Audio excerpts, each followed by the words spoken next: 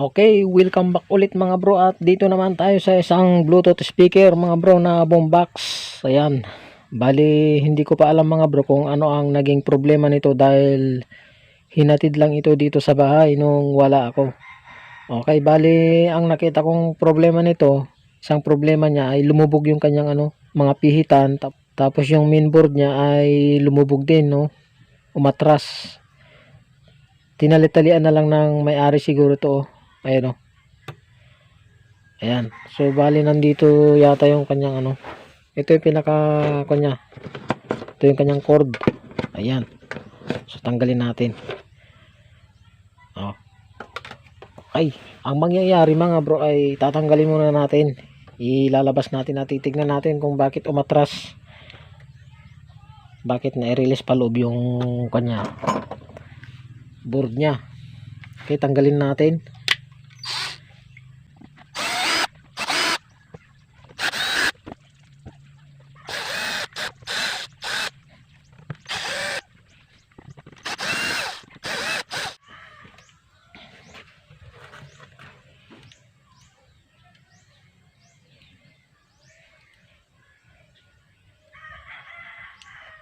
Natanggal mga bro, oh. Pati yung terminal ng kanyang switch natanggal din. Ayan, tatanggalin na natin tong kanya tali.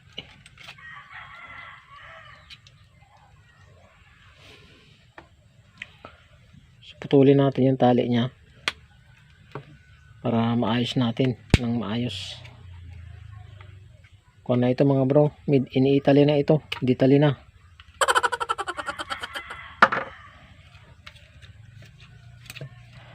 Ayun, natanggal yung terminal ng switch, oh, na baklas. Napitak pala itong pinaka base niya mga bro, oh. Kaya bumitaw na siya. Baka ang mangyari dito mga bro ay na lang, idikit na lang natin ng stick glue ito. Ayan, ganyan. Ganyan. Natanggal pala yung pinaka base niya, eh. Okay, ito lang siguro yung nakita kong problema niya mga bro, yung terminal ng switch baklas.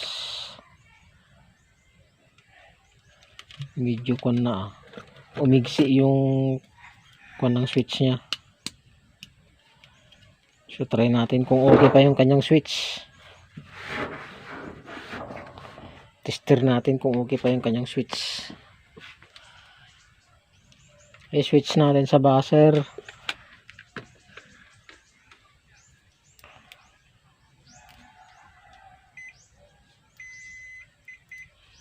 Tingnan natin kung okay pa yung switch. Yun natin kung magbabuzzer. Ay, wala na. Ayaw, ah.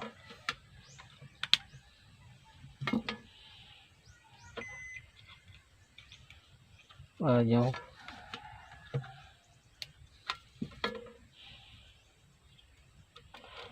Wala na mga bro. Kung na lang, direct na lang natin siguro to. On off niya na ito. Wala tayong pamalit. Putulin na lang natin to.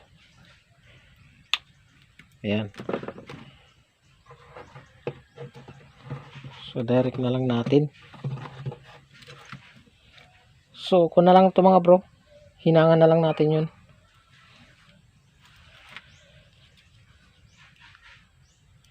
Bali itong dalawang terminal ng kanyang switch mga bro, pinutol na natin. Tapos yung dalawang pinaghinangan dito, lagyan na lang natin ng lead para direct na lang. Pagsaksak sa kuryente, magkakapower na siya kaagad.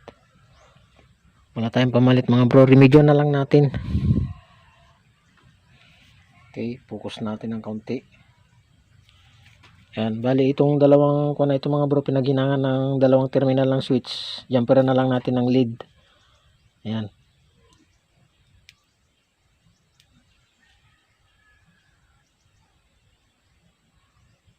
Yan.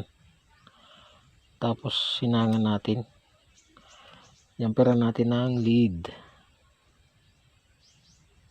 Okay.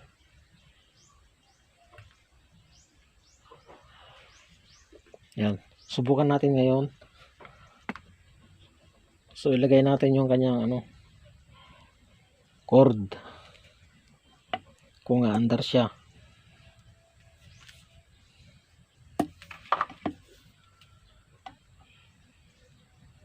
Saksak natin.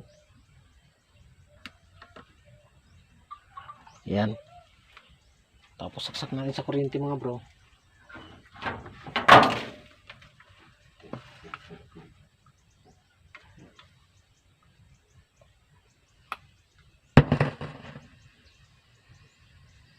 Ayun, nag-power siya oh.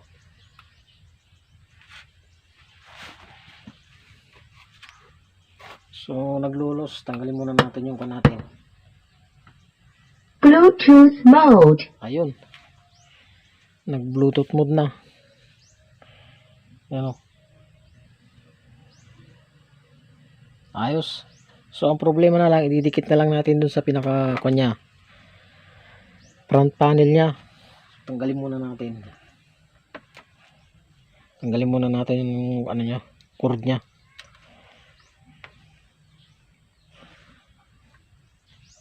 Okay, ang susunod naman ngayon mga bro, didikit na lang natin sa niya, pinaka panel niya.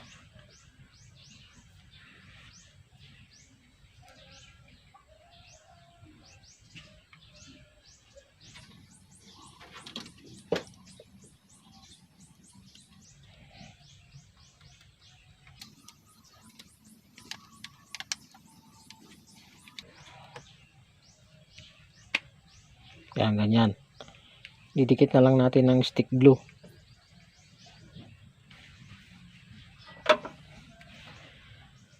Babanatan na lang natin siya mga bro ng ito, hot air natin.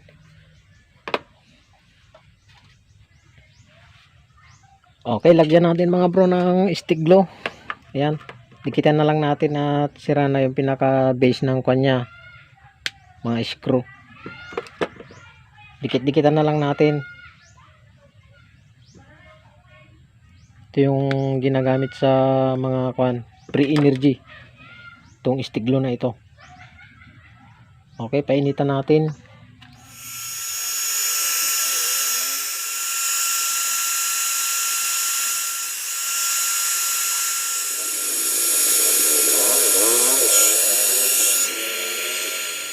Okay mga bro, bali nadikitan na natin ng stick glue.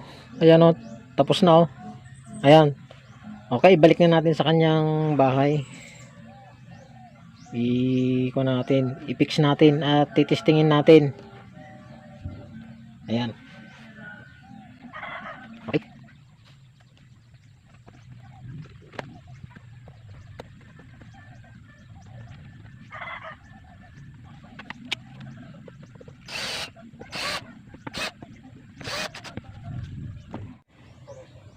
Okay mga bro, naikabit na natin yung ating repair na Bluetooth speaker. I like. Ayan, so natin, naisaksak na natin, naka-power na siya. So i-Bluetooth na lang natin dito sa pinagbibideo natin. Okay, so i-play natin. Ayan, subukan natin patugtugin ngayon.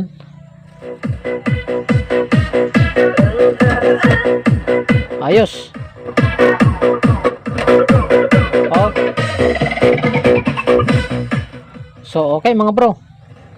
Ayan, dati lumubog yung kanyang pinaka board. Ayos na natin, dinikit na natin. Ganyan lang gawin nyo kapag sira na yung pinaka base dito na plastic na nilalagyan ng screw. Yun yung kinakapitan niya, kaya na bitak, na baklas tapos umatras na. Ganun lang gawin nyo, dikitan nyo lang ng mahiwagang stick glue. Okay, so paano mga bro, hanggang dito na namang muli at kita-kita na naman tayo sa susunod na mga video ko. Okay, ayos mga bro.